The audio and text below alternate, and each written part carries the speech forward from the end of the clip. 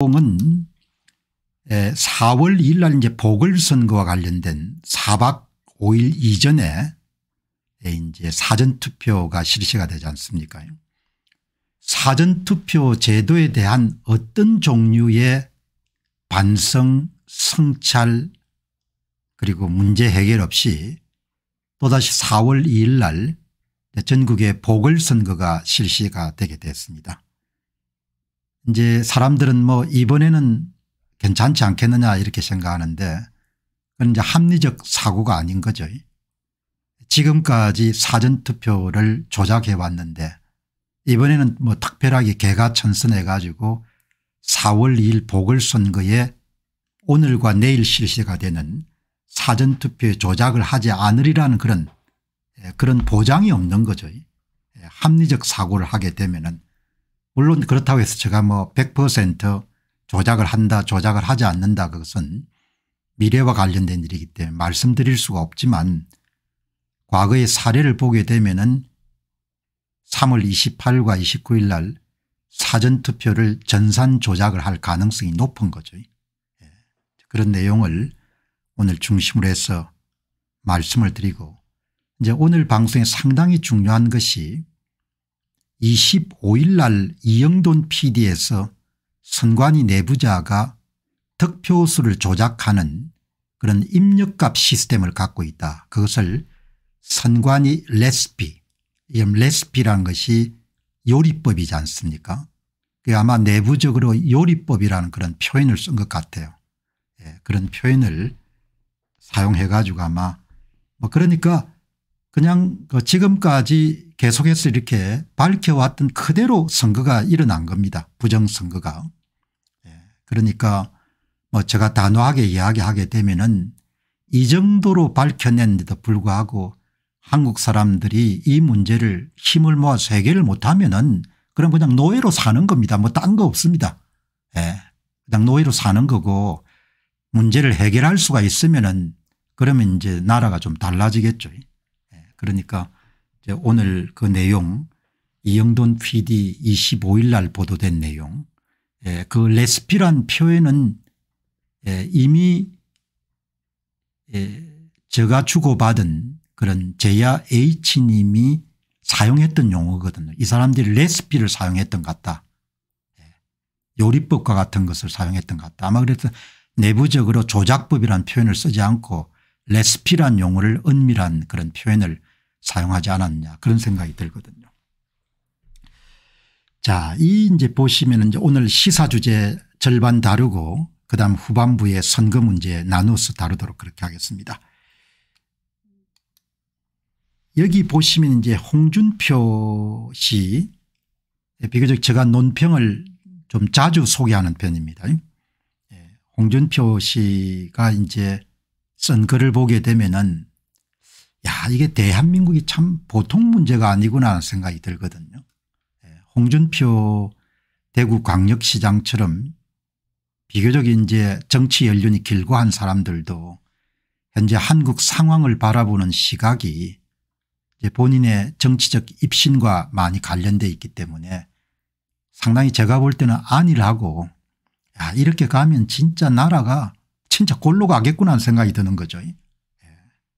자, 이 보시면은 이 홍준표 시장이 아마 대구 주변에서도 달성군 한박산에서 산불이 난 모양입니다. 그래서 보면은 이제 대구 시장으로서 이렇게 보면은 여기 나오지 않습니까? 산불은 초동 진화에 실패하면 큰 재앙이 됩니다. 엄청나게 중요한 거지 않습니까? 산불뿐만 아니고 개인사나 사회와 관련된 모든 그런 사안들이 초동 진화가 돼야 되는 거죠. 초동 진화를 하려면은 정직해야 되지 않습니까? 문제를 바라볼 때 정직하게 볼 수 있어야 되거든요. 제가 대한민국 사회를 보면서 경악을 하는 것은 그냥 거짓과 사기와 조작이 일종의 일상이 되어 있는 나라가 돼버린 겁니다. 판사들 여러분들 그 판결하는 걸 보시기 바랍니다. 그게 사기지 뭡니까? 선거 보시기 바라면 전부 사기지 않습니까? 여론조사 보시기 바랍니다. 그게 사기조사로 안 보입니까? 언론 보도하는 거 보시기 바랍니다. 야, 나라가 진짜 여러분들 그냥 막대 먹어도 이렇게 막대 먹을 수 있을까. 산불은 초동 진화에 실패하면 큰 재앙이 됩니다. 너무나 평범하고 너무나 명약관화한 그런 삶을 관통하는 진리지 않습니까? 초동 진화를 해야 되지 않습니까? 홍준표 대구광역시장이 달성군 한박산에서 여러분들 발생한 화재 진압하는 걸 보게 되면은 대단히 체계적이고 조직적으로 진화를 하지 않습니까? 나라가 망할 수 있는 선거 부정 문제에 대해서 홍준표 씨 여러분들 그런 주장을 보게 되면 기가 차거든요. 그러니까 윤 대통령 빼고는 모두가 다 사실을 안 보려고 하는 건 나라가 망하는데 진짜 나라가 망하는 건데 예. 국민들께는 죽게 생겼는데 윤 대통령 빼고 전부가 뭡니까 그냥 손사래를 치는 거지 않습니까? 권성동 예. 뭐 권영세 뭐 이런 사람들 하는 보시기 바랍니다. 오세훈 안철수 한동훈 예? 좀 사람들이 정직해야 돼요. 정직해야.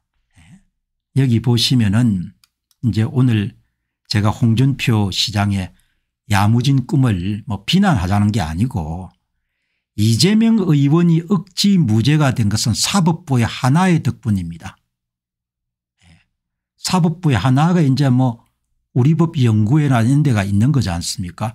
사법부조차 진영 논리로 재판하는 것을 참으로 유감입니다만 사법부 현실이 그런 걸 어떻게 하겠습니까?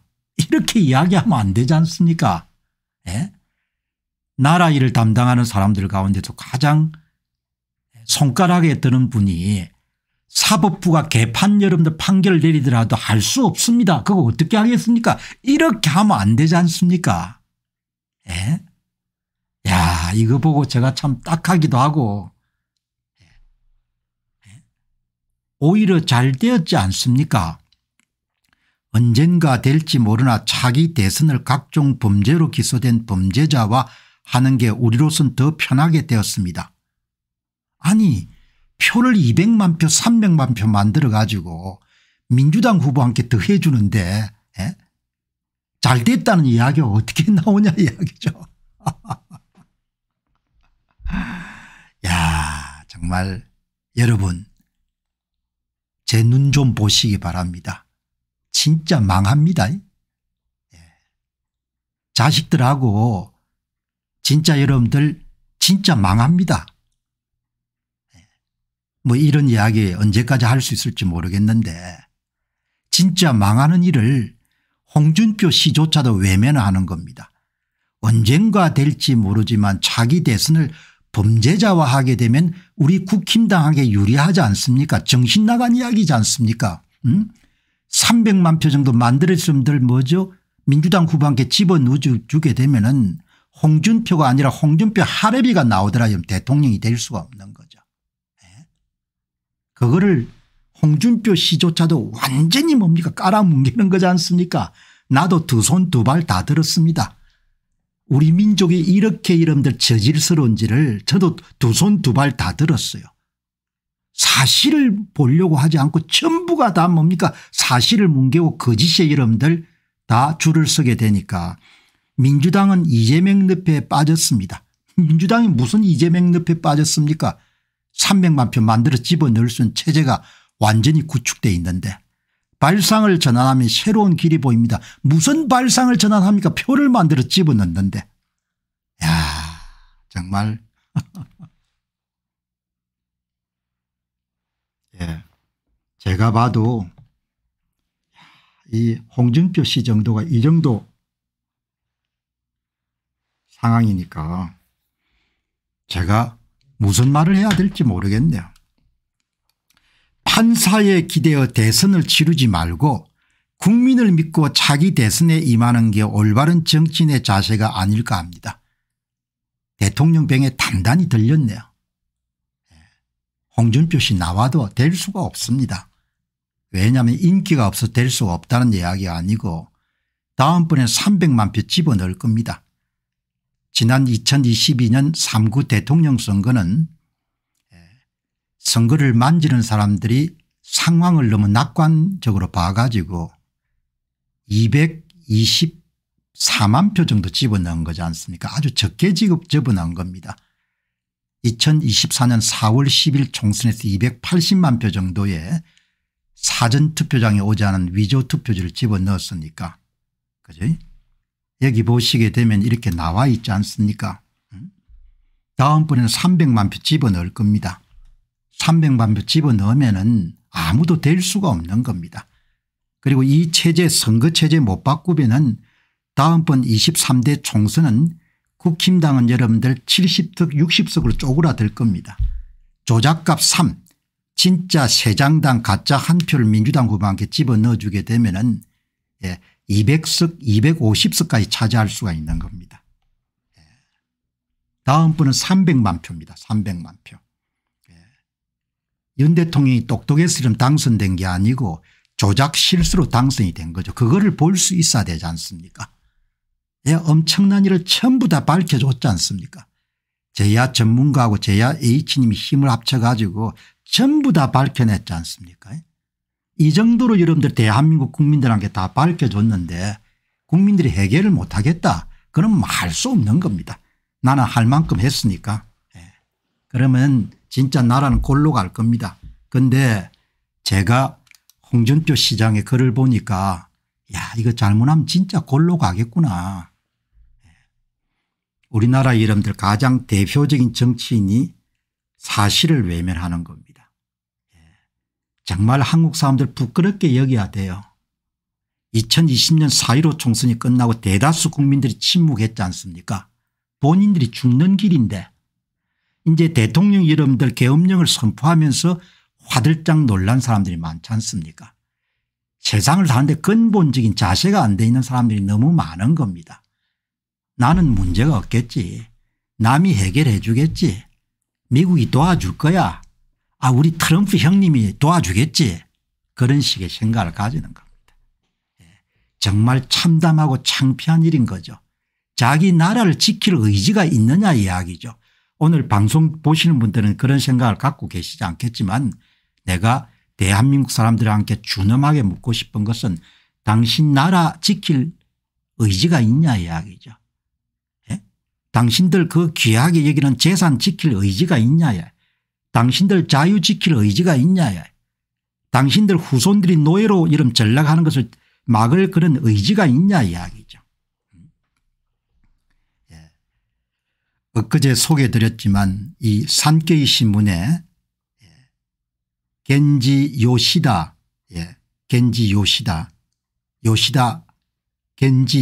씨가 쓴 여러분들 이 보도 이게 1시간 30분 정도 인터뷰 내용이거든요.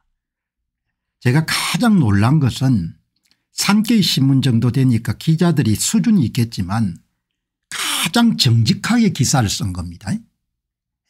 그게 일본 독자들하고 영어를 읽는 일본 독자들에게 한국 부정선거 문제를 정직하게 쓴 겁니다. 정직하게. 그게 내가 지금 가장 가슴에 와닿은 것은 어떻게 기자가 이렇게 정직하게 기사를 쓸 수 있느냐. 자기 여러분들 개인적 의견을 막 피력한 게 아니고 인터뷰자가 전달하고 싶은 내용을 착하게 정직하게 여러분들 쓴 겁니다. 정직함이 없어진 사회가 돼버린 거죠. 여러분 이걸 보시게 되면은 홍준표 시장도 현직 정치인이니까 이해 못할 바는 아니지만 정직을 찾아볼 수가 없는 겁니다. 정직을. 사법부가 여러분들 이렇게 편향돼가 나라가 앞으로 온전하겠냐.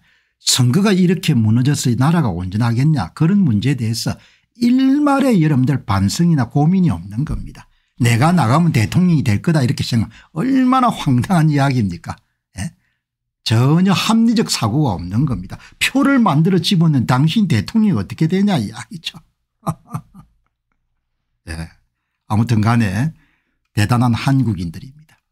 자, 여러분 오늘 아침부터 여러분들 조금 강한 이야기를 해서 미안하긴 한데 진짜 한국 괜찮겠습니까? 여러분들은 지금 안 보입니까? 나라가 이제 가라앉는 게. 나는 보이거든요. 나는 현실 정치에 몸을 담지 않고 약간 거리를 두고 이런 나라를 이렇게 보기 때문에 한국이 가라앉는 게 안 보입니까? 빠르게 가라앉거든요. 그게 보이거든요. 그냥. 한국이 괜찮겠냐 이야기예요. 한국이 괜찮기가 어렵습니다. 오늘 제가 여러분들 이 말씀을 드리는데 여기에 이제 서강대학 철학과 교수를 지냈던 최진석 씨 철학을 하신 분이죠. 다 요즘에 이렇게 이것저것 다 재고글을 많이 쓰는데 솔직하게 이야기를 한 겁니다. 한국 문제를. 이 글을 보면 저희들이 이제 글을 많이 썼기 때문에 글 쓴 사람의 이런 의도 같은 걸 많이 읽지 않습니까? 노골적으로 이야기하지 않더라도.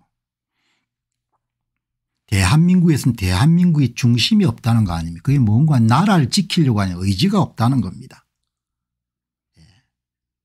나이가 들고 표현을 좀 절제하는 사람 입에서 솔직한 이야기가 나온 겁니다. 저하고는 전혀 다른 분야에 종사하는 분이. 지금 나라 돌아가는 걸 보시기 바랍니다. 좌파 우파 갈등 구조에서 중립이나 합작을 도모한 결과는 역사적으로 모두 좌파로 기결됐다. 공산화로 갔다는 겁니다. 한국 사람들이 좀 잘 기억해야 됩니다. 중도가 어떻고 뭐 이렇게 하는데 결국은 이런 연립정부나 이런 식으로 가게 되면은 역사적으로 모두 다 좌익들이 이기는 겁니다. 그 사람들은 정치 술수에 능하기 때문에. 폴란드가 그랬고 체코가 그랬고 헝가리가 그랬고 베트남이 그랬고 중국이 그랬던 겁니다. 한국은 다를 것이다. 천만에 다르지 않습니다. 훨씬 더 쉽게 넘어가겠죠. 여러분 이런 글이 나올 정도가 되면은 최진석 교장이 어마어마하게 고민을 많이 한 겁니다. 그만큼 위기의식을 느끼고 있는 거죠. 좌우익이 합작을 하거나 중립을 도모하게 되면 역사적으로 전부 다 좌익들이 권력을 장악했다는 겁니다. 지금 한국 상황을 두고 하는 이야기입니다. 모두 좌파의 길로 달렸고 공산화 길로 갔다는 겁니다. 폴란드, 체코, 헝가리, 베트남, 중국 다 마찬가지입니다.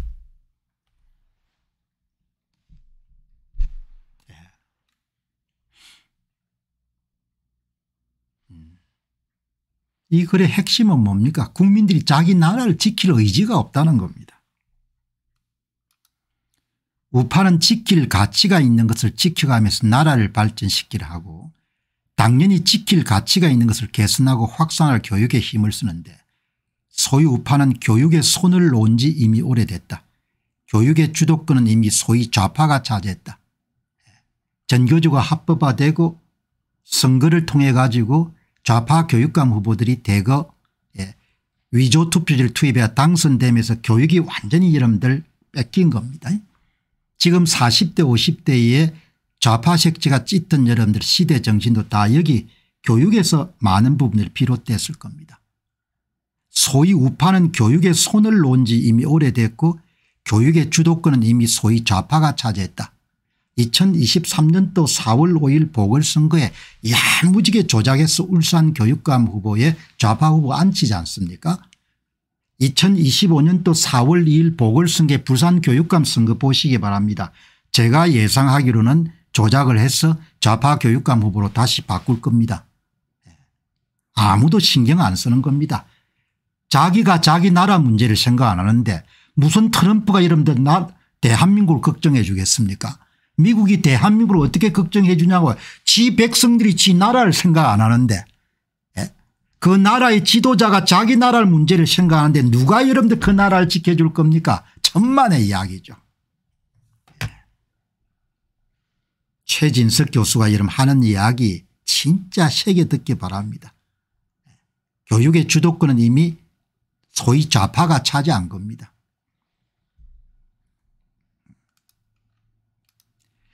좌파는 보편적 가치와 이념을 지향하는 방식으로 공동체의 발전을 도모하고 좌파에서 인권은 언제나 필수 가치인데 소위 좌파는 인권을 주장하다가도 북한 인권 문제만 나오면 눈을 감는다.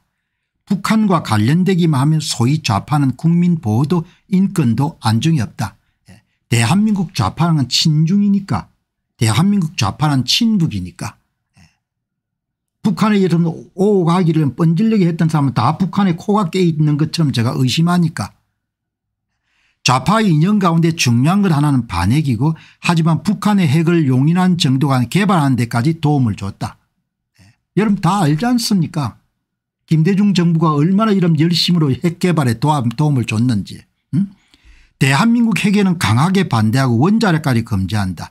6.25 전쟁에 대한민국을 적으로 놓고 싸워 북한 정권으로부터 공훈을 받은 김원봉을 찬양하고 기림에 대한민국을 세우고 지킨 이승만 박정희 백선엽 등은 적대한다.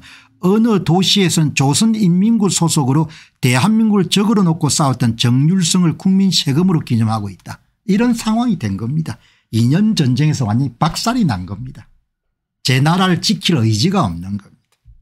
자기 나라를 지켜야 되겠다는 그런 생각이 엄청나게 박약한 겁니다.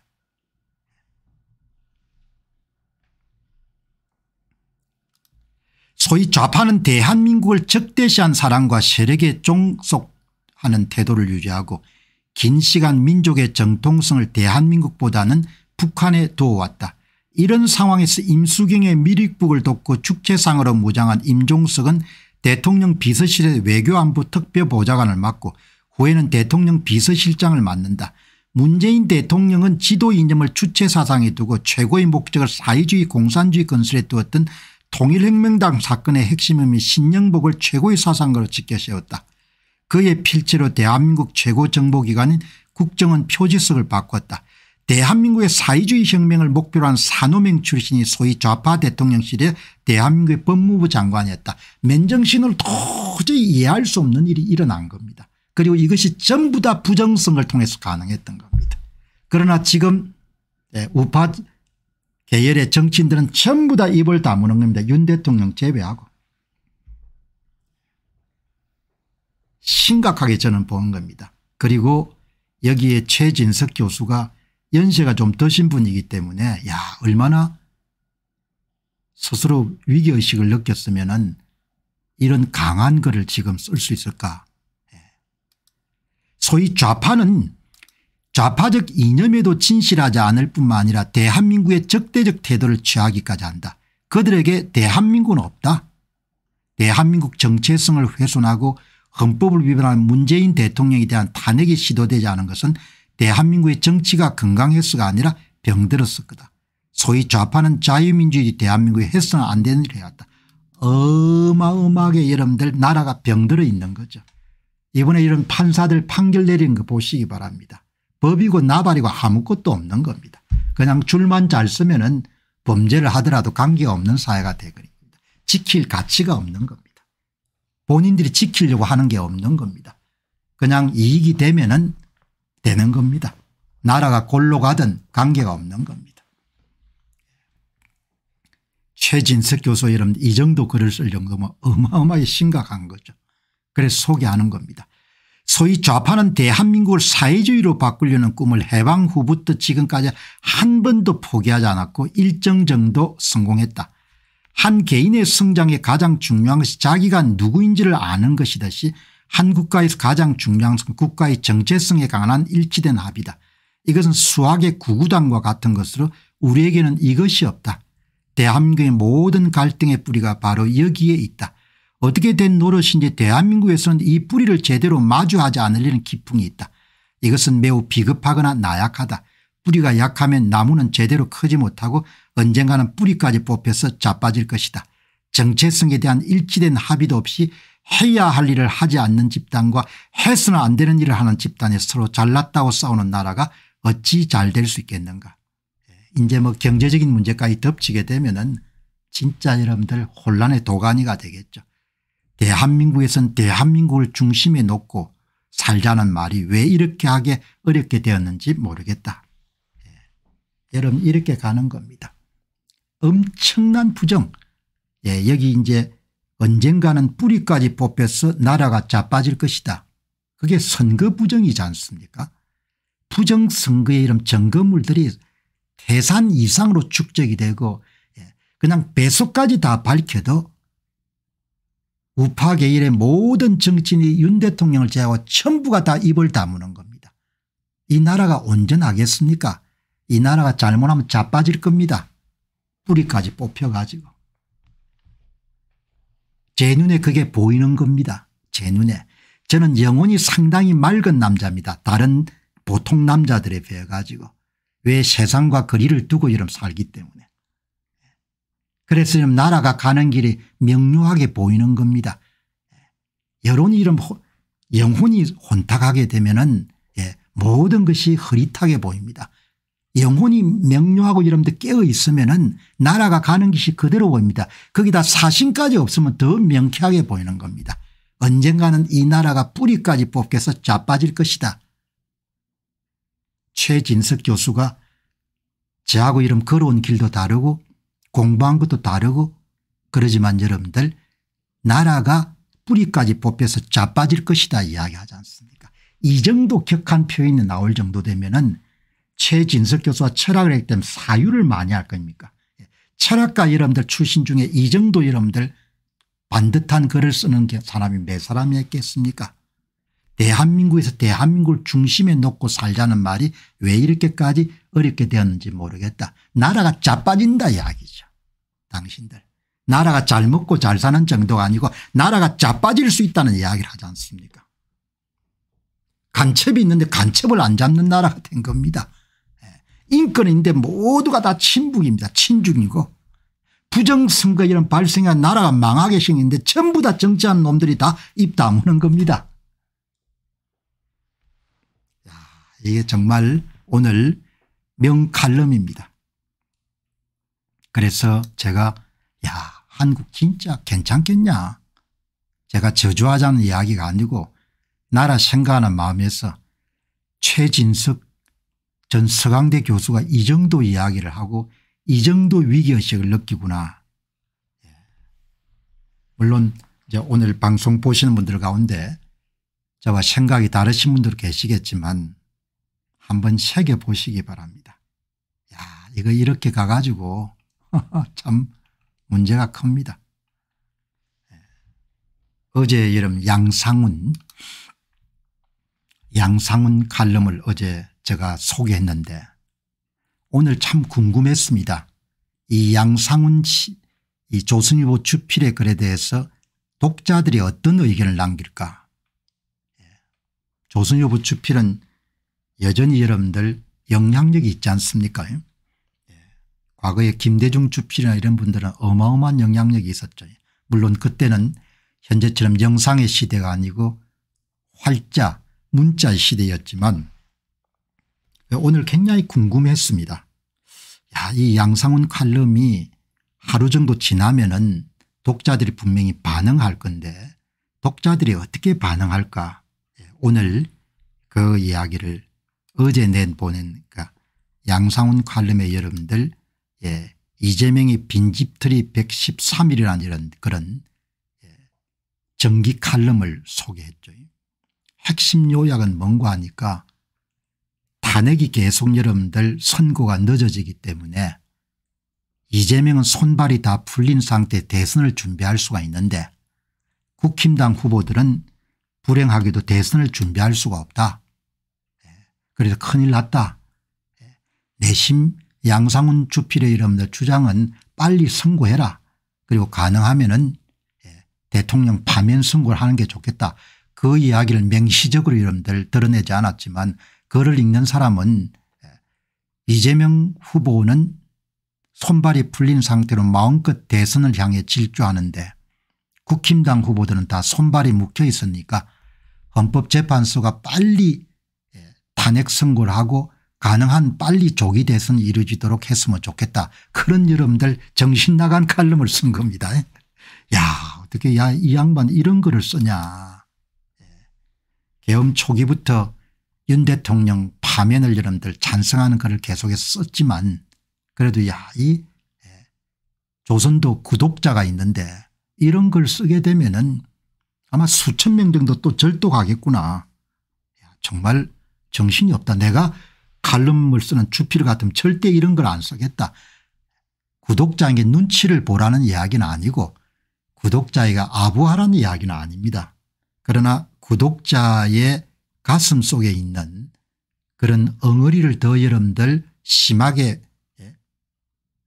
훼손하는 그런 써서 안 되는 거죠. 그 내용이 여러분들 이렇게 어제 실린 겁니다. 어제 실렸고 마지막에 뭐 결론은 기본적으로 뭐 이렇게 계속 탄핵 선고가 늦어지게 되면은 국민의힘은 대선 후보 경선조차 정상적으로 치르지 못하고 컨벤션 초과도 힘들기 때문에 그냥 이재명이 대통령 될 가능성이 높다. 이런 걸 지금 쓰면 어떻게 합니까? 조선일보 주필이 정신이 나가지 않고서는. 물론 글을 쓰는 사람이 항상 어렵다는 걸 압니다. 모든 사람을 다 만족시킬 수 없기 때문에.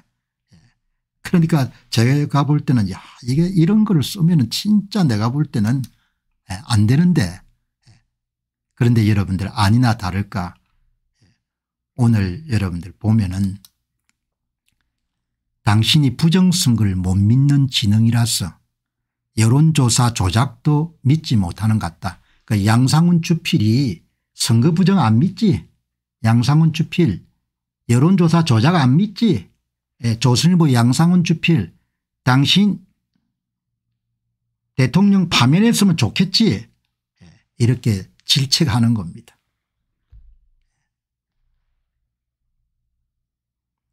양상훈은 이재명을 비판한 척하면서 사실상 이재명의 선거운동을 해주고 있는 겁니다. 그래서 시중에는 양상훈이 조선일보 파면의 1등 공신이라고 합니다. 이제 조선절독은 유튜브 조선 채널을 보이콧하는 것으로 포함돼야 합니다. 거기서 조선이 얻는 수입도 상당하기 때문에 조선일보 절독하자면 유튜브 조선 채널을 구독하는 것은 바보나는 짓입니다. 이렇게 아주 매몰찬 글들이 수없이 달린 겁니다. 그러니까 초기에 이 양상훈 주필이 정한 포지션 선거 부정은 없고 여론 조작은 없고 계엄은 옳지 않은 일이고 부정선거는 없고 대통령은 탄핵돼야 된다. 이 입장을 여러분 계속 견지했기 때문에 오늘 같은 그런 글이 나오는 겁니다. 독자들이 어마어마하게 여러분들 매섭습니다. 그냥 사람들이 이야기하자면 당신 칼럼을 가지고 선동하지 말라 하지 않습니까? 선동하신 분들을 모두 처벌돼야 됩니다. 언론의 거짓말 선동은 사기고 철저하게 처벌돼야 됩니다. 당신 글 읽어보니까 선동하네 이렇게 생각하는 겁니다. 모아포님이. 회원36님은 선동하는 듯한 논조는 절대로 해서는 안 됩니다. 오직 대한민국만 보고 전체를 보고 글을 썼으면 좋습니다. 이제 선동은 국민이 다 압니다. 그래도 이분은 점잖게 우회적으로 양상훈 주필을 나무라지 않습니까? 당신 글이 대단히 당신 속내를 숨기고 선동을 하는 것 같다. 그걸 읽어보면 금시 알지 않습니까? 이런 글을 쓰는 조선의 이름 최고 칼럼니스트가 참 제가 볼 땐 딱한 거죠. 조선절독운동의 여러분들 그냥 사그라들지 않을 것 같아요. 신님이 그러면은 이재명이 대통령이 되었으니까 다른 인간들은 꿈도 꾸지 말라는 이야기인가 이렇게 불만이 터져 나오는 겁니다. 어린님은 이 지경에 이르기까지 조선일보의 책임이 큽니다.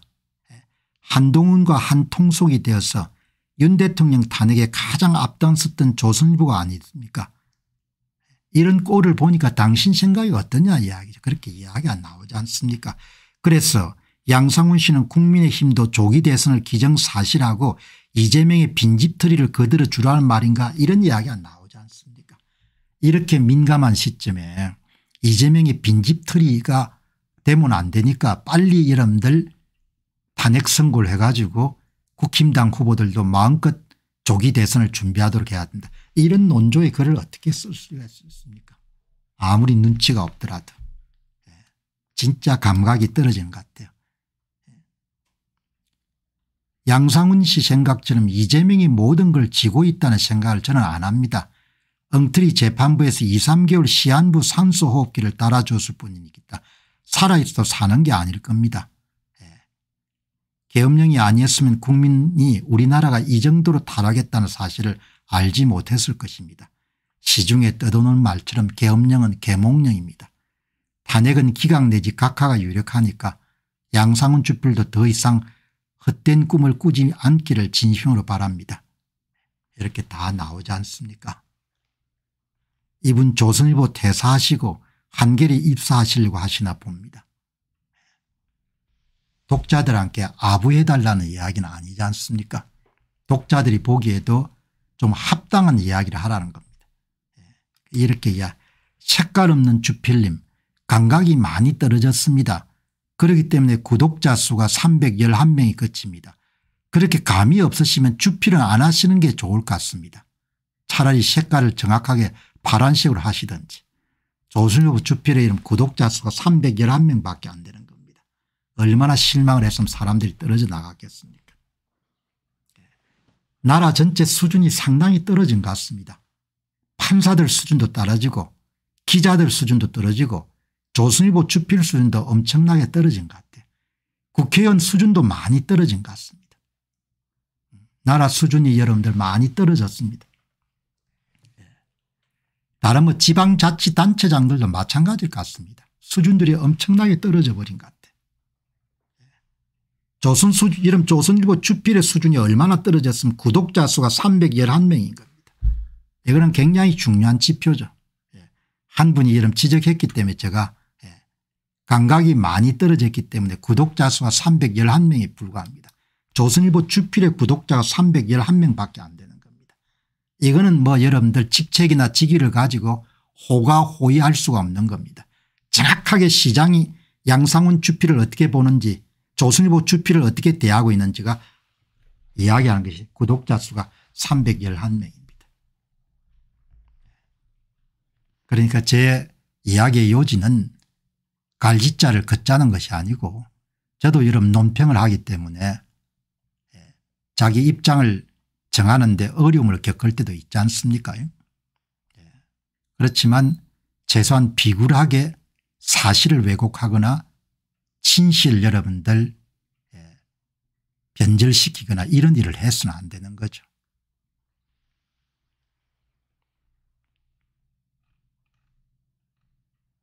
얼마나 여러분들 앞에서도 말씀드렸지만 이 젊은 기자 한 30대 초반 같습니다.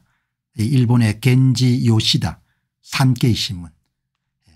가장 제가 여러분 인상 깊게 받았던 것은 일본의 주요 언론사의 기자들은 이 정도 수준이 되구나. 딱 1시간 30분 정도의 인터뷰인데 그 인터뷰에서 가장 중요한 핵심을 정확하게 이해하고 그것을 아무런 왜곡 없이 독자들에게 서비스를 하는 그런 기사를 쓴 겁니다. 그러니까 여러분들 정말 이게 나라 수준이 참 차이가 많이 나버렸구나. 외관상 한국의 여러분들 국내 총생산액이나 이런 것이 늘어나가지고 사람들이 좀 이렇게 과대평가하게 됐지만 여기 보시게 되면은 뻥튀기나 왜곡 없이 기자가 무엇을 해야 하는 사람인가를 일깨워준 인터뷰 기사였습니다. 한마디로 이야기하면 인터뷰 기사 정직하고 성실하게 쓰여진 점이 인상적이었습니다. 정직한 기사 이것이 너무 당연한 이야기인데 이런 기사를 만나기 힘든 사회가 되었기 때문입니다. 지난 5년 동안 이런 류의 취재 기사를 단 한 번도 국내 언론에서 접한 적이 없었습니다. 다른 전문가분들의 인터뷰에서도 말입니다.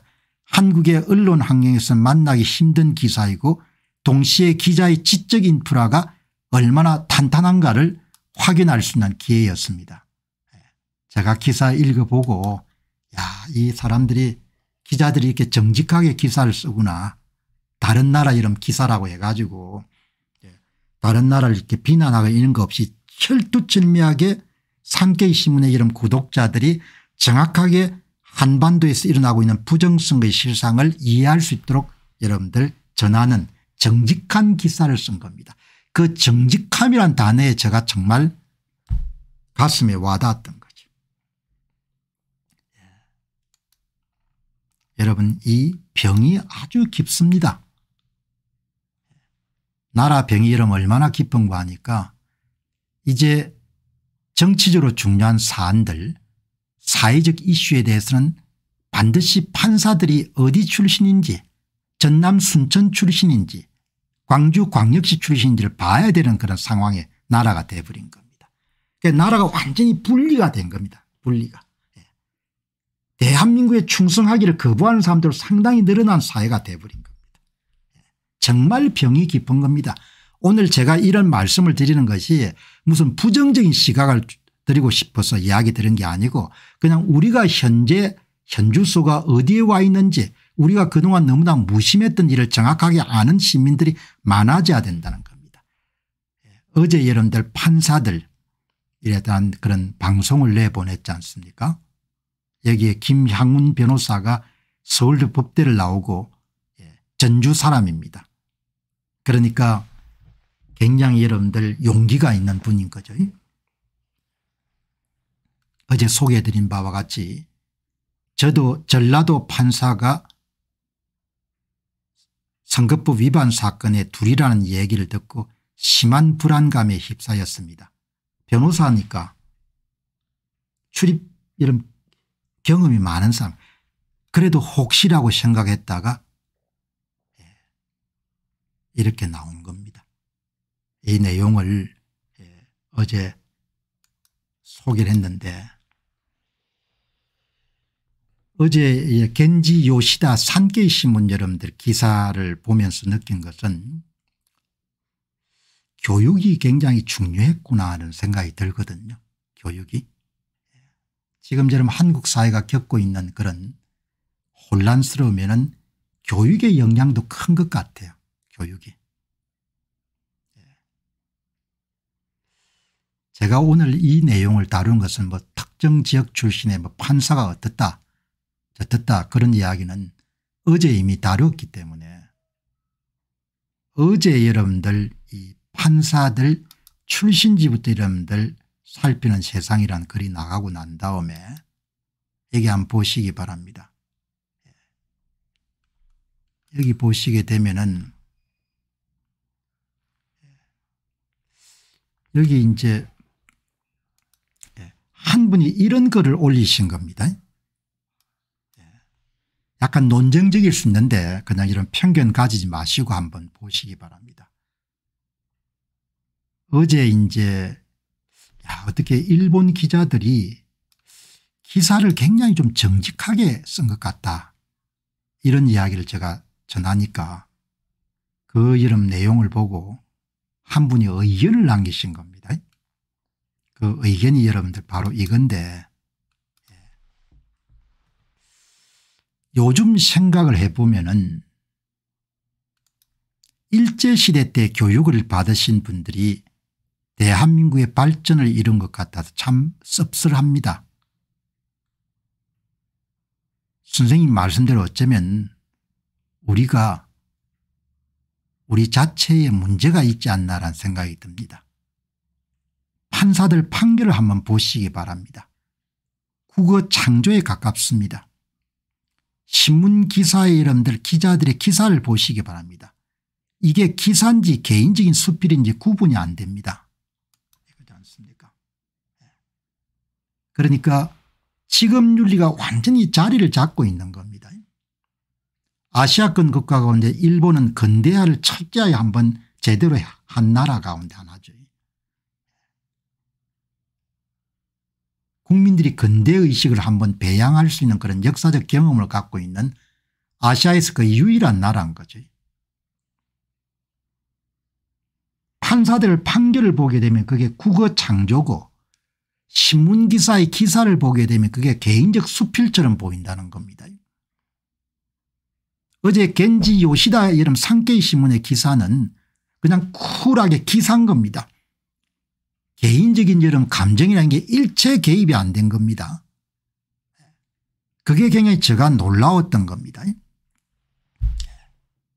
판사들이 이런 전부는 아니겠지만 판사들이 판결문을 보게 되면은 지금 법원 행정처장을 맡고 있는 천대엽이 2020년 4.15 총선에 인천광역시 연수원에 여러분들 선거 무효소송을 기각을 낼 때 판결문에 뭐가 들어있는 거 아니까 범인을 특정해서 잡아오지 못했기 때문에 원고적 소송을 승소 판결을 내릴 수가 없다.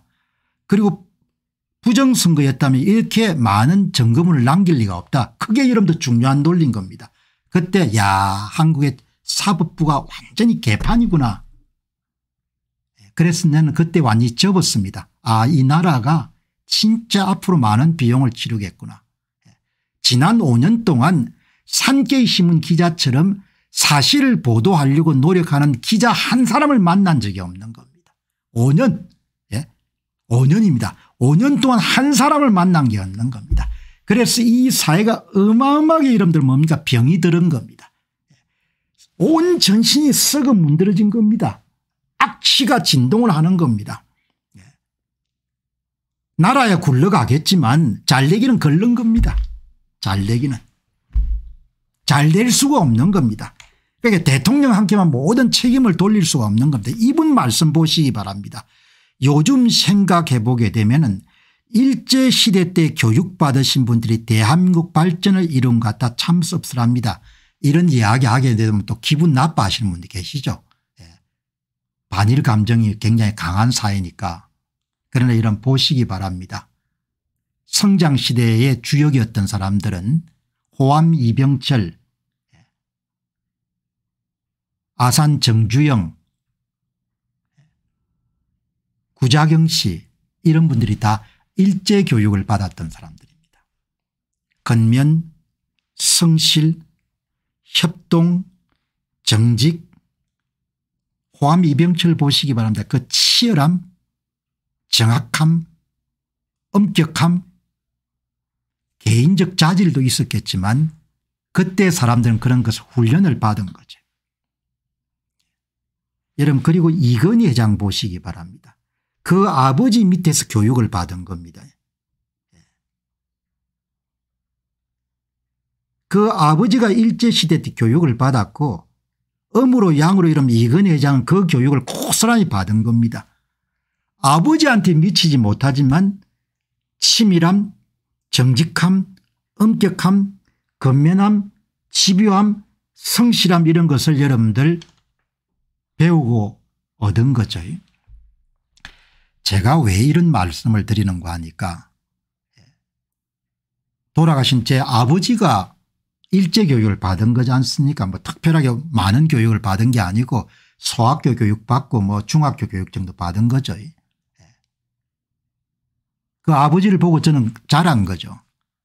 그래서 당연히 살아가는데 사람이 지켜야 될 법도 업무에 대한 기준점 일을 하는 태도 전부 다 제가 볼 때는 학교에서 배운 게 아니고 부모한테 배웠던 것 같거든요. 부모가 말을 통해 전달해 준 것이 아니고 부모가 사는 것을 보고 그 세대의 마지막 세대가 저희들 같아요. 1960년 전후 세대가 그게 마지막인 것 같습니다. 선친이 일제시대 교육을 받고 그거로 음으로 양으로 배웠던 사람들이 저희들이 이건희 회장이나 이런 분들 쭉 이어가지고 저희들이 마지막 세대 같습니다. 교육이 많이 무너진 겁니다. 한국에. 그래서 제가 방송에 자주 말씀드렸지 않습니까? 한국에서는 프로페셔널리즘 직업윤리라는 것이 거의 없는 것 같아. 근로자가 일을 할 때도 그렇고 개발자가 여러분들 개발 업무를 할 때도 그렇고 법률가가 법률일을 할 때도 직업인으로 지켜야 될 그 정직함이라든지 치열함이라든지 절제라든지 이런 것이 거의 없는 것 같다. 그거를 못 만든 거죠. 그 세대가 저희들 세대인데 이런 이야기를 옛날에 젊었을 때 연구원 생활할 때 동료 연구원들하고 함께 나눴던 이야기 가운데 하나입니다. 우리가 되돌아서 보니까 한국의 성장이 일본의 근대 교육에 굉장히 크게 영향을 미친 것 같다. 한국의 창업자 세대들 50년대 60년대 70년대 창업자 세대는 대부분 일본 교육을 받았고 그 아들 세대까지 여러분들 영향을 받는 겁니다.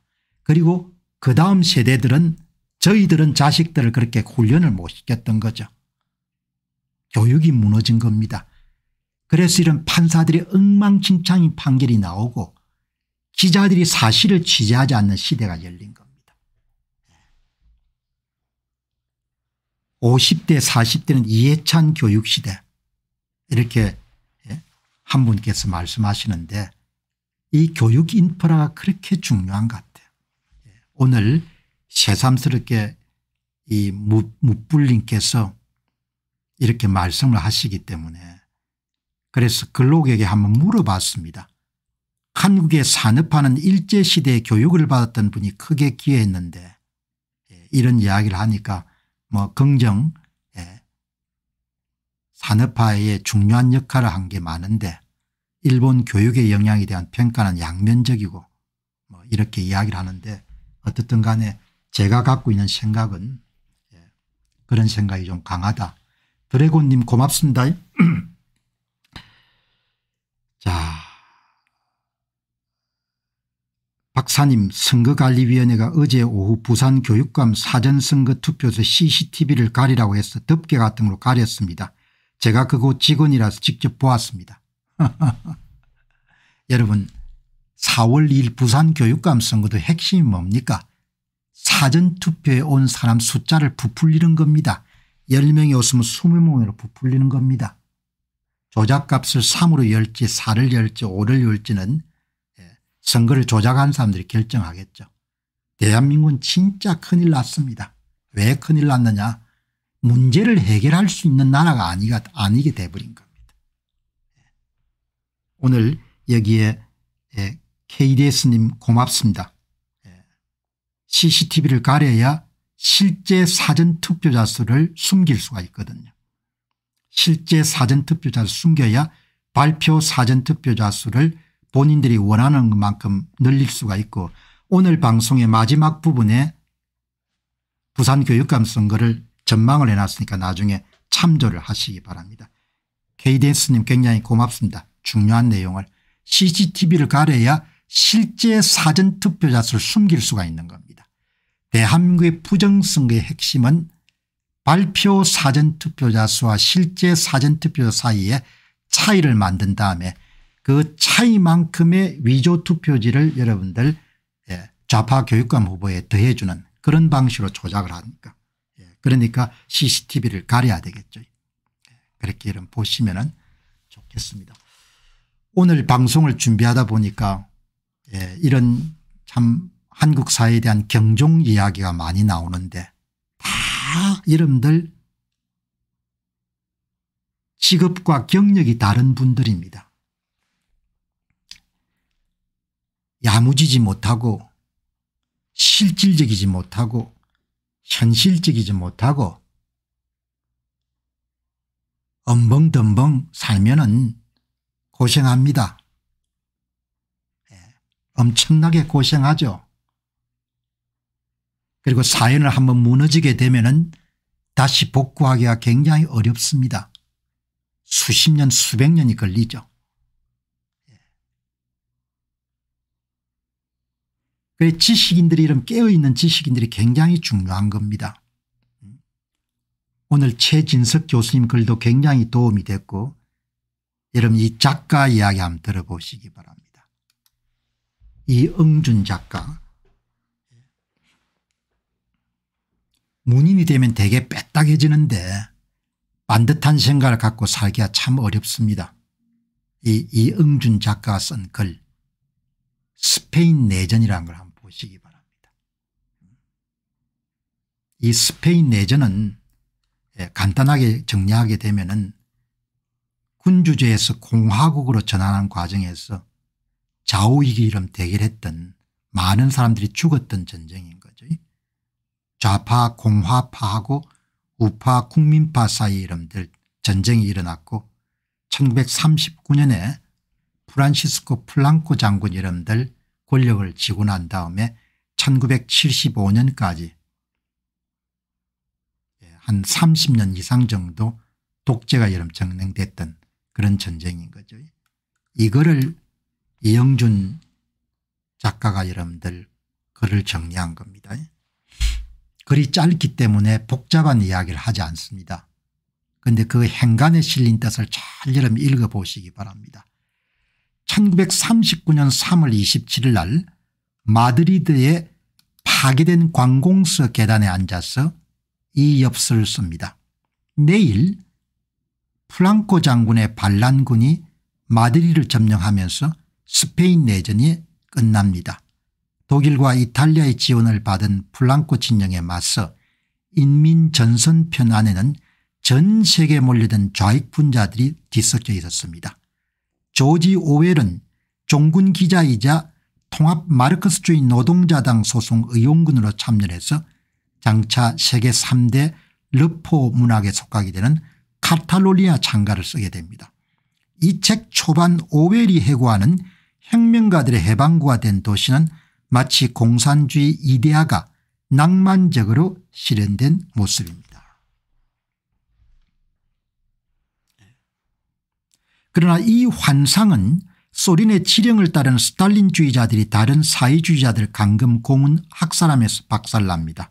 조지 오웰은 자신이 혁명만 꿈꾸었지 정치를 몰랐다고 고백합니다. 소련이 전 세계 전체주의의 본령임을 감각하고 예견합니다. 자신의 이데올로기가 사회주의자가 아니라 낭만주의였음을 깨달은 것입니다.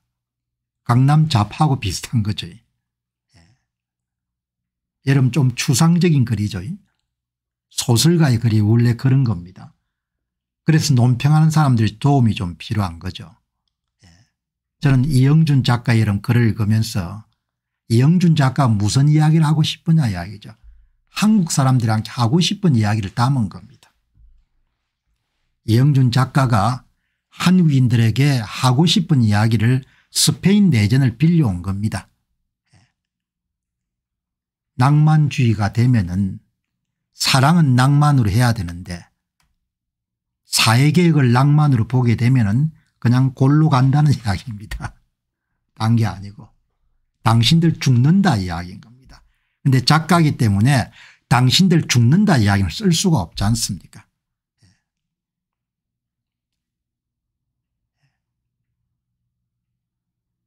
강남 좌파들 잘 봐라 이야기죠. 당신들 골로 간다 이야기입니다. 개딸들 잘 봐라 이야기죠. 그냥 당신들 골로 간다 이야기인 겁니다. 딴 거 아닙니다. 조지 오웰의 그 오래된 이야기를 작가이기 때문에 이런 것을 우리가 배울 수가 있는 거죠. 그리고 작가의 이 주장에 대해서 제가 논평을 가하는 겁니다. 당신들 정신 못 차리고 그렇게 쫓아다니다가 그냥 죽는다 이야기입니다. 스페인 내전은 악마와 천사의 충돌로 쉽게 도식되곤 하지만 매우 복잡한 내용과 각자의 정의로 서로의 악마가 돼 사륙한 아수라였습니다. 제2차 세계대전의 전유국 스페인 내전의 보람은 아무것도 없었습니다. 프랑코가 독재를 한 것처럼 만일에 인민파가 승리했다면 그들은 스스로 극좌 파시즘에 빠지거나 소련의 위성국이 되거나 아니라면 둘 다였을 것입니다. 스탈린에게 스페인을 접수한다는 것은 북미 대륙의 캐나다나 중미의 멕시코를 그렇게 만든다는 것과 같았을 것입니다. 역사와 세상을 낭만적으로만 보면서 그 시각이 착각이란 사실 자체를 모를 때 악당들만 이득을 챙기고 비극은 위선 속에 구조화됩니다. 이영준 작가가 하고 싶은 이 문장이라고 봅니다. 세상과 역사를 낭만적으로 보게 되면은 당신들 진짜 골로 간다는 이야기입니다. 그리고 이득은 당신들을 선전선동했던 사람들이 다 가지게 될 거다. 그 자식들은 이러면 잘 먹고 잘 살겠죠. 그런 나라는 완전히 박살이 날 거다 이야기죠. 강남 좌파들 정신 잘 차려가지고 뭐 열심히 정치 노름하기 바랍니다. 당신들이야 잘 살 줄 모르죠. 뭐.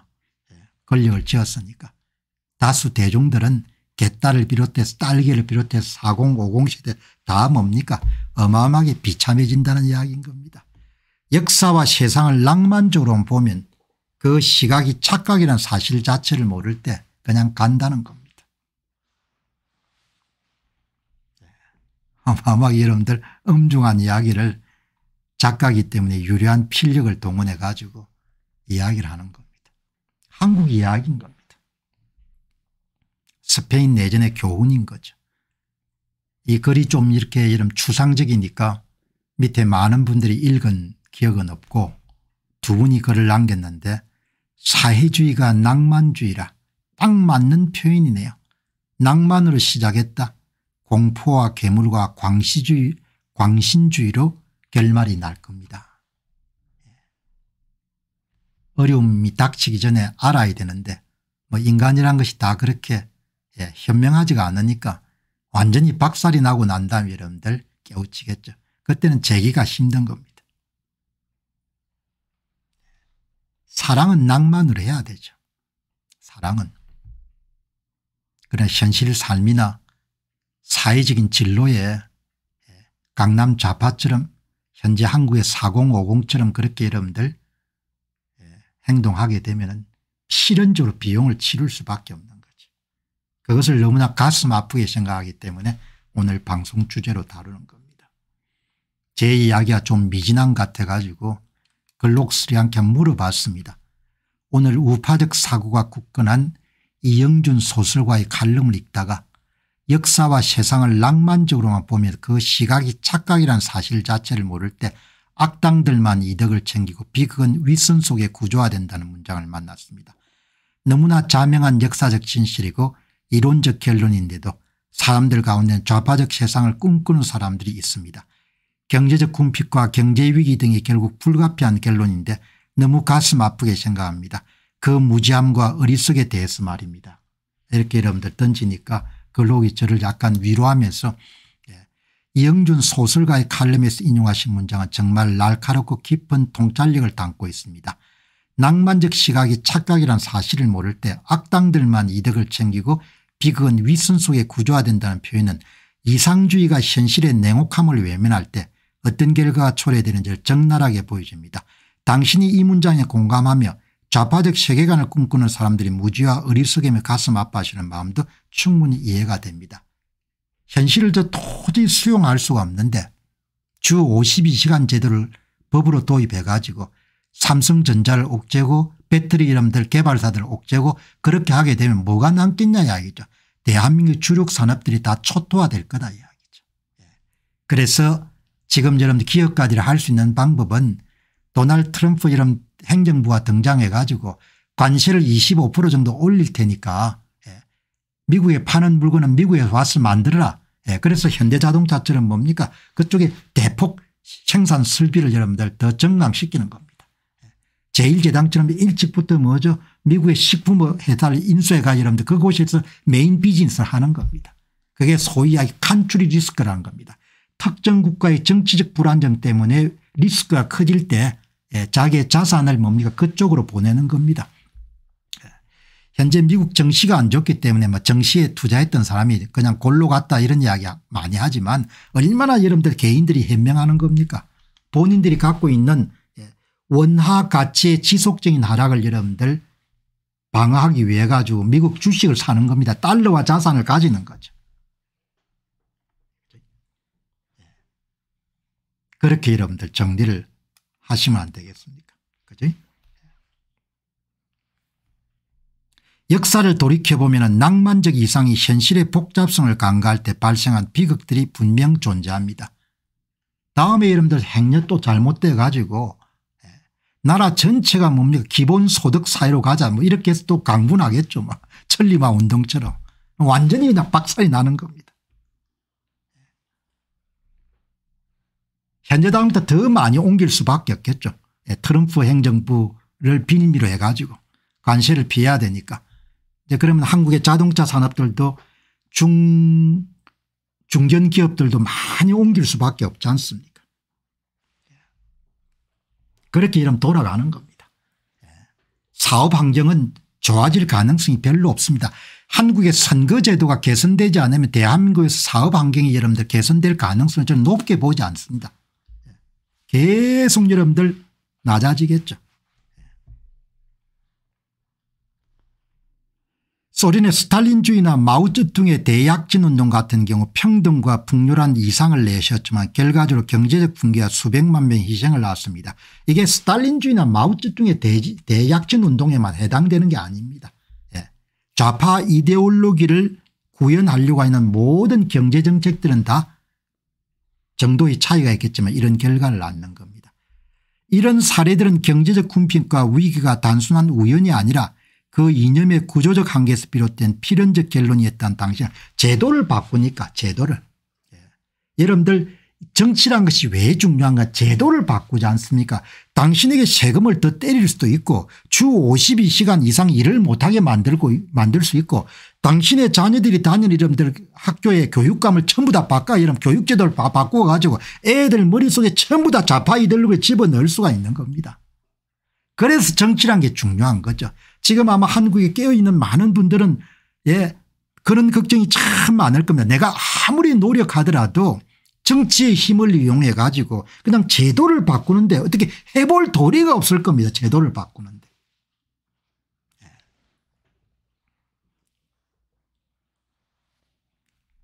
이상을 추구하는 과정에 현실의 경제법칙이나 인간 본성의 이기적 측면을 무시하면 결국 위선과 파괴로 이어질 수 있다는 점은 자명한 진실을 보입니다. 이게 좌파들이 되게 가는 길이지 않습니까.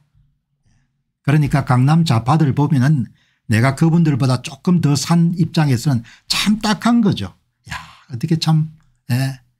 저렇게 머릿속에 여러분들 저렇게 둔한 생각들이 자리 잡고 있어 가지고 예. 당대 다 경험하겠죠. 예. 뭐 쿠바라든지 베네수엘라는 당대 다 치르지 않습니까. 당대에. 얼마나 가난합니까. 쿠바 이름 유튜브 한번 보시기 바랍니다. 얼마나 비참해집니까. 팔 게 없으면 그렇게 비참해지는 거죠. 물건을 팔 수 없으면 경쟁력이 떨어져 가지고.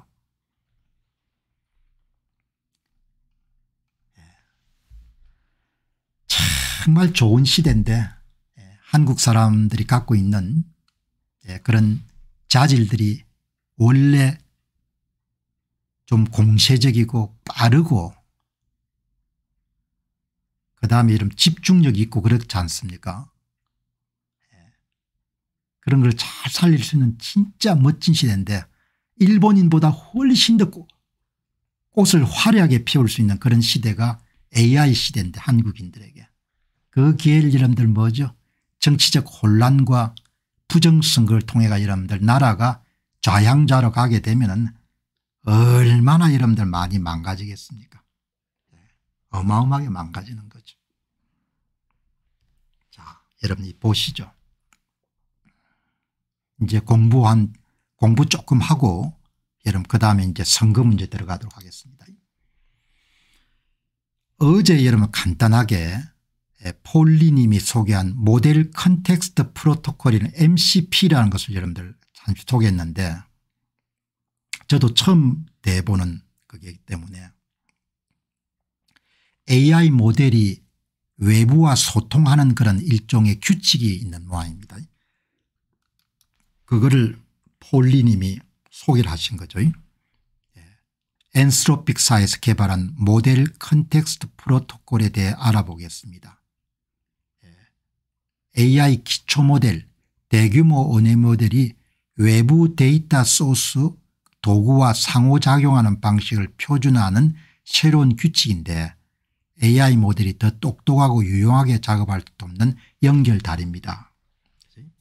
여러분 시사 문제만 항상 소개하지만 저도 공부하고 여러분도 공부할 필요가 있으니까 아 이게 MCP구나. 그러니까 기초 모델을 훈련해 가지고 기초 모델을 만들어 놓으면은 그 기초 모델이 외부와 소통해서 최신 그런 정보를 검색하거나 이렇게 할 때 이런 일종의 규칙인 프로토콜이 MCP구나.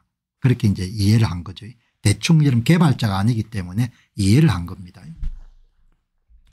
그래서 여러분들 이게 이 퍼플렉스지 않게 물어보니까 모델 콘텍스트 프로토콜은 AI 모델이 외부 세계와 소통할 수 있게 해주는 특별한 언어 혹은 규칙입니다. 굉장히 중요한 거네요.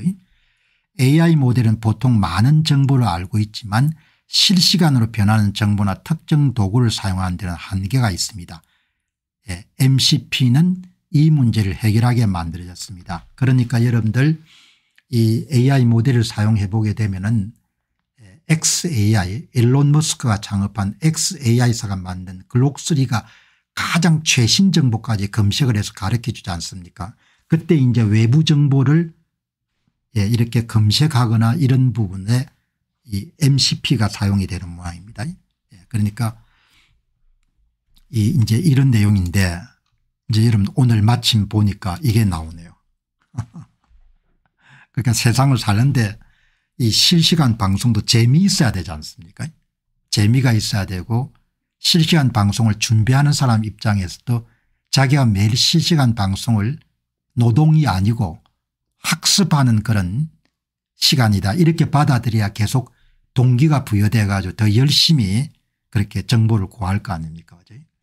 이게 노동이라면 막 1년에 어떻게 이러면 365일 이걸 계속 하겠습니까? 그죠?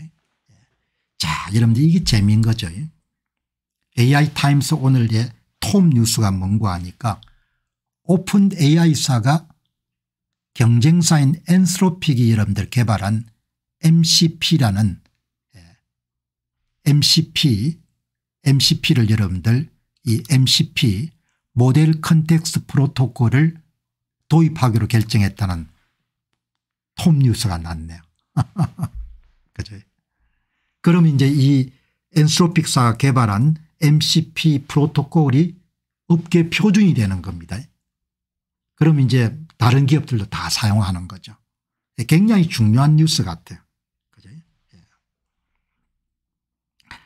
자, 이게 보시면은 그냥 여러분들 그냥 상식적으로 한번 들어보시기 바랍니다.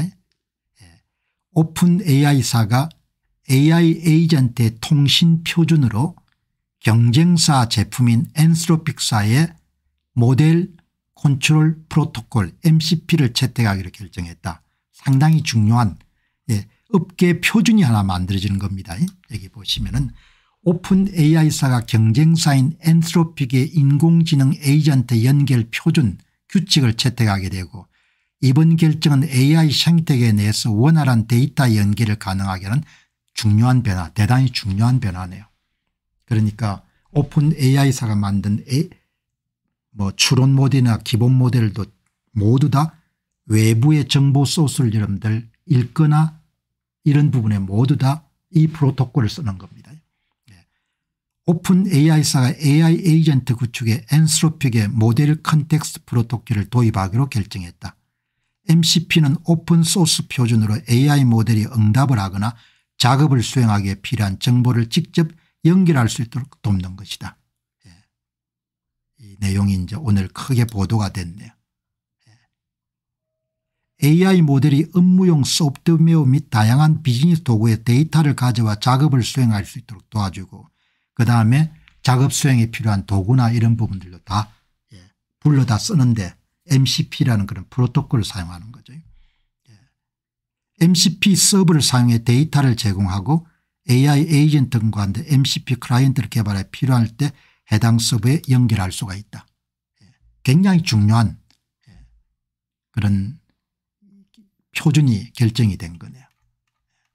이제 엊그제 여러분들이 이야기했던 이 내용을 간단하게 여러분들 그냥 방송을 내보냈는데 오늘 MCP라는 걸 알게 됐으니 그렇게 해서 이제 지식의 단계가 하나씩 이렇게 발전돼 가는 거죠.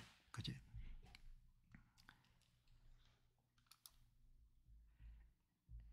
AI 모델이 외부 세계와 여러분들 보시면은 모델 컨텍스트 프로토콜을 쉽게 설명하게 되면은 AI가 대화를 더 잘 이해하고 기억하도록 도와주는 규칙입니다. 이거는 조금 미진한 것 같아요.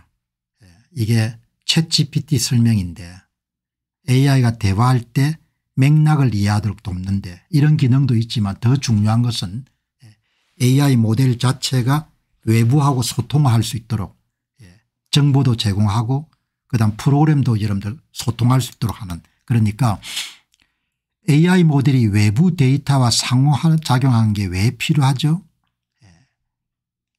대규모 언어 모델 기초 모델은 방대한 텍스트를 학습하여 인간처럼 텍스트를 이해하고 생성하는 AI 모델입니다.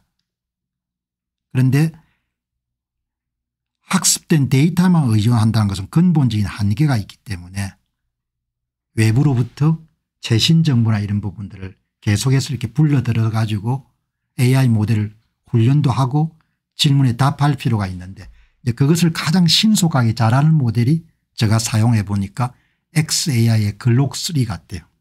이제 글록3는 AI 모델의 가장 든든한 배경인 트위터 XAI의 실시간 모델까지 여러분들 다 불러다 쓰기 때문에 그 불러다 쓰는 데 필요한 그런 프로토콜이 모델 컨텍스트 프로토콜 같아요. 가장 최신 정보까지 빌려다가 쓰는 거지.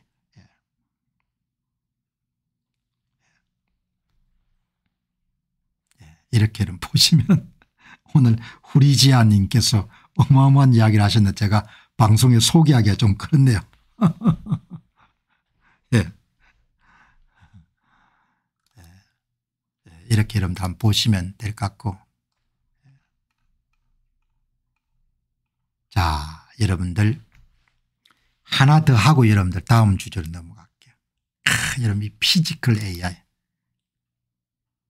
여러분 영어로 피지컬이라는 게 물리적이라는 뜻이지 않습니까?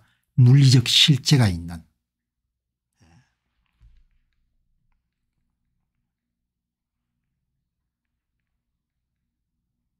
좋은 세상에 오게 되면 이런 프로를 더 많이 하겠습니다.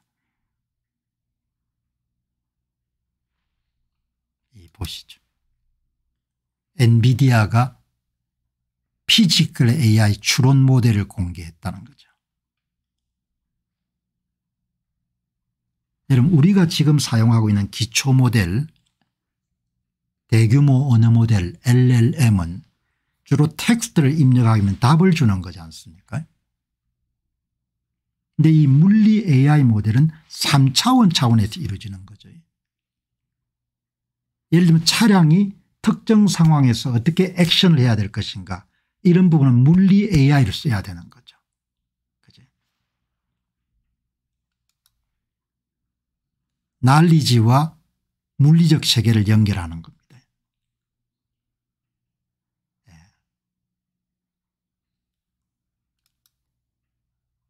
차량을 운전을 하다가 돌발 상황이 발생했을 때 자율주행 자동차 같으면은 왼쪽을 가야 되나 오른쪽 가야 되느냐 이런 내용을 여러분들 결정하는 그 모델이 피지컬 AI 모델이 코즈모 리전 1 이런 모델이네요. 이런 돌발 상황이 발생했을 때 커먼 센스 리저닝 인바디드 리저닝이라는 두 개의 여러분들 일종의 두뇌 구조를 돌발 상황이 발생했을 때 두 개의 두뇌를 쓰는 겁니다. 여러분들 보시죠. 대단히 중요한 로봇이라든지 자율주행 자동차라든지 사물 인터넷이라든지 이런 실질적으로 물리적 세계에 존재하는 그런 일종의 AI 기기들을 작동하게 하는 데는 텍스트 기반의 여러분들 대규모 언어 모델 가지고 안 되는 거죠. 그와 관련된 기초 모델을 엔비디아가 출시를 한 겁니다. 엔비디아가 물리 환경에 대한 추론을 위해 개발된 그 현실 세계입니다. 그냥 3차원상의 비전 언어 모델 비전 랭귀지 모델을 공개했는데 이 모델은 비디오를 통해 세계를 인식하고 그러니까 카메라 같은 걸 이러면서 세계를 눈처럼 인식한 겁니다. 인식하고 이해하고 그다음에 이제 추론 과정 체인 오브 솥을 통해 가지고 추론한 뒤에 자연으로 어떤 행동을 할지 결정하는 등의 응답을 생성한다. 그러니까 여러분 지금 보시면은 대규모 언어 모델은 질문을 자연으로 이런 하게 되면은 체인 오브 소트라는 그런 추론 과정을 통해 답을 주는데 여기는 텍스트 입력 외에 비전이 있는 거죠. 카메라를 통해 여러분들 물리 세계를 보는 그런 시각 정보가 도입돼 가지고 LLM을 통해 가지고 행동해야 되는 그런 지침이 나오는 거죠. 엔비디아는 물리 세계를 이해하고 자연으로 적절한 행동을 결정할 수 있는 코즈모스 추론 논문을 게재했다. VLM 코스모스 추론 1은 멀티모달 모델이 물리 세계를 이해하고 정확한 응답을 생성하도록 설계된 물리 AI 추론 모델이다. 시각 자료가 들어간다는 이야기인데 시각 자료가 텍스트 자료뿐만 아니고 시각 자료가. 그러니까 로봇 같은데 바로 적용하겠네. 자율주행 자동차나 물리 AI는 자율주행차나 로봇 같은 시스템이 주변 환경을 실시간으로 이해하고 안전한 결정을 내려야 되는데 단순한 객체 인식만으로 충분하지 않고 AI가 환경에 발생한 상황을 분석하고 어떤 행동을 취할지 예측할 수 있어야 된다. 로봇이 특정 상황에 대한 정보를 받아가지고 뭐죠? 다음에 액션을 어떻게 취할 건지 자동차가 여러분들 자율주행 자동차가 어떻게 액션을 취할 건지 그런 걸 결정하는 거죠. 최근 대형 언어 모델은 사고 과정을 통해 코딩이나 수학 문제를 해결하는 데 강력한 추론 능력을 보여주는데 이런 모델들은 텍스트 및 이미지 데이터를 잘 처리한 반면에 물리세계에서 얻은 지식을 실제 상황에 적용하는 데 어려움을 겪는다. 큰 도약이네요. LLM 다음에 여러분들 정당한 것이 피지컬 AI, 생성형 AI, 피지컬 AI 이렇게 가는 거예요. 생성형 AI 다음 단계 피지컬 AI.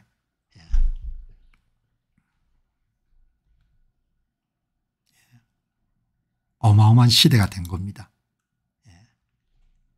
이 모델은 영상 데이터를 이제 카메라를 가지고 입력하는 겁니다. 비전 인코드를 통해 분석한 뒤 텍스트와 연결해 LLM에 입력하게 되고 LLM이 물리 상식 추론과 재화 추론 프로세스를 두 가지 프로세스를 거치네요. 두 가지 프로세스를 거쳐가지고 추론 과정이 두 가지가 돌아가는 겁니다. 피지컬 컴먼 센스 리저닝하고 인바디드 리저닝. 뭐 자세한 것은 다음에 세월 가면 좀 더 알겠지만 그러니까 텍스트 외에 시각 자료가 들어가 가지고 LLM이 훨씬 더 3차원 물리 세계에서 여러분들 반응하거나 행동하는 부분들을 결정하는 그러니까 로봇이 AI가 탑재가 되는 거네요 기본적으로. 그죠? 야, 여러분들 참 엄청 물리 상식 추론 프로세서 재화 추론 프로세서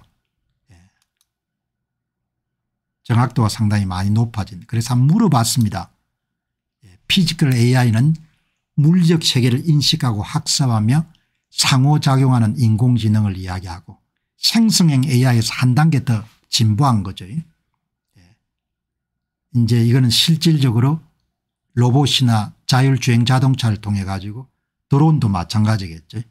가치를 창출하는 기술이고 언어나 이미지 등 2차원 데이터를 다루는 생성형 AI와 달리 피지컬 AI는 시각 정보가 들어가니까 물리적 세계 데이터를 함께 학습하네요.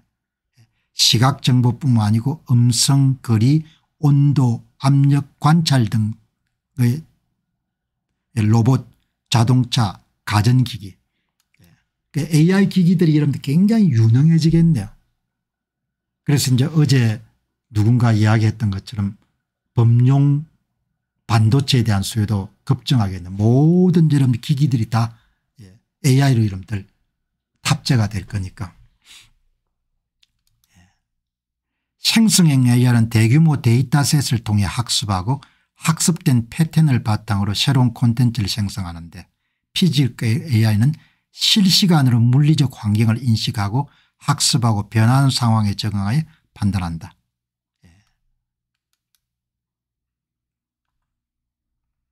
기계가 어마어마하게 여러분들 유능해지겠네요. 기존의 로봇은 입력된 프로그램에 따라 활동하는 거지만 피지컬 AI가 탑재된 로봇은 경험을 하면서 계속해서 유능해지겠네요. 학습 능력도 향상되고 자율적 판단 능력도 향상되고 경험을 하며 점점 더 유능해지고 피지컬 AI는 기존의 자동화 시스템을 뛰어넘어 더 유연하고 변화에 적응하고 스마트한 AI 기술로 평가받게 된다. 그렇게 보시면 되겠네요. 자, 여기 이제 보시기 바랍니다. 이제 하나가 더 남았네요. 지금 주가가 어마어마하게 많이 떨어졌죠. 불안한 투자자들에게. 아마 오늘 방송 보시는 분들도 주식이 많이 흔들려 가지고 굉장히 좀 불안해하신 분들이 많으실 겁니다. 제가 많이 떨어졌습니다. 이렇게 연중에 S&P 500은 뭐 거의 다 반환을 한 거죠. 이제 엔비디아 주식인데 연초에 비해가 18.57% 떨어졌네요. 많이 떨어졌네요.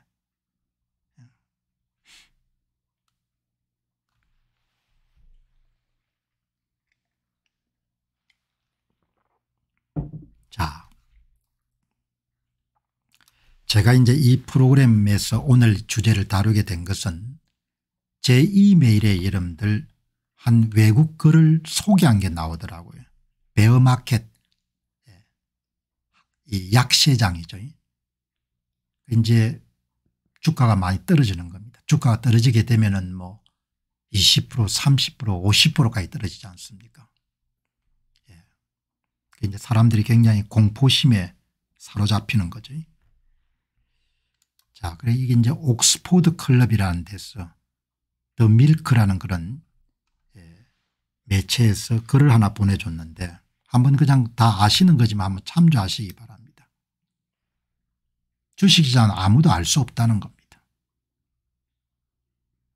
뭐 월스트리트의 이름들 전문가들이나 한국의 자산운용사의 전문가들이 뭐라고 이야기하더라도 뭐 참조는 하지만 그렇게 신뢰를 둘 필요는 없다는 겁니다. 노벨상을 수상한 투자자들, 전설적인 투자자들조차도 시장의 단기 움직임을 일관되게 여기는 사람들이고 대세 하락이 도래했다 이런 것을 판단을 내리기에는 그렇게 여러분들 똑똑한 사람들이 없다는 겁니다. 너무 불안해할 필요가 없다는 거죠.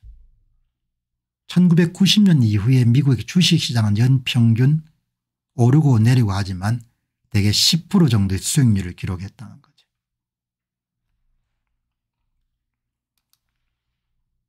그죠? 예. 그래서 뭐 그렇게 우왕좌왕할 필요가 없다는 겁니다. 단기 자금을 가진 사람들 가지고 운용한 사람들은 좀 힘들겠지만 지금 팔고 바닥에 다시 사겠다는 생각은 금융세계에서 가장 위험한 것이고 시장이 바닥일 때와 이런 것을 잡기가 그렇게 불가능하다는 거죠. 그래서 시장과 관계없이 매 분기마다 여유 자금이 있으면 조금씩 투자하는 게 좋다. 분산, 장기, 분할, 적립식 투자하는 거죠. 지금 주식 사기에 참 좋은 시기죠. 여유 자금이 있으면. 패닉 상태 주식을 팔아버렸던 투자자들은 시장이 회복될 때 대부분 그 자리를 메우지 못한다는 거죠.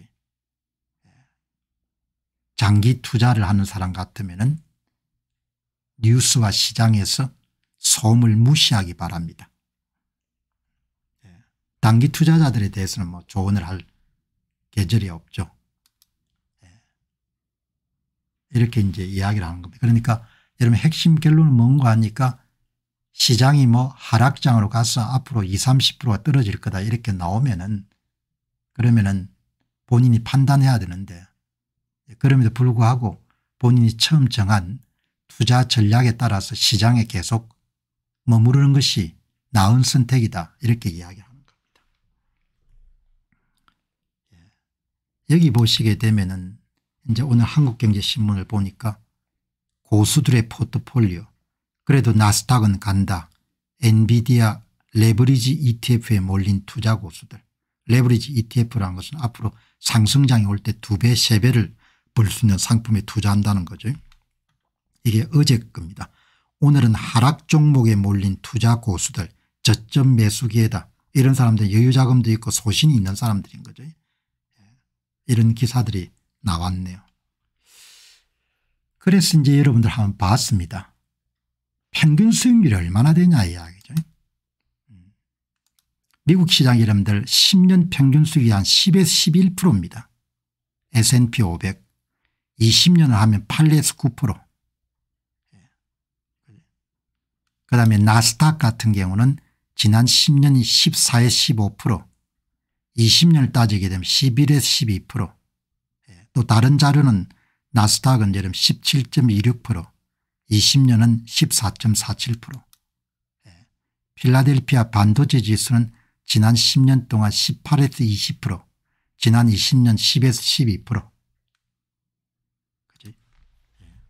그러니까 그냥 장기 자금을 묻은 사람들은 기다리고 있는, 당분간 뭐 움직이지 않는 것도 여러분들 큰 선택 가운데 하나인 거죠. 움직이지 않는 것. 참조하시기 바랍니다. 자, 여러분 오늘 선거 문제 한번 다루도록 그렇게 하겠습니다. 4월 2일 보궐선거 전망 한번 해보시기 바랍니다.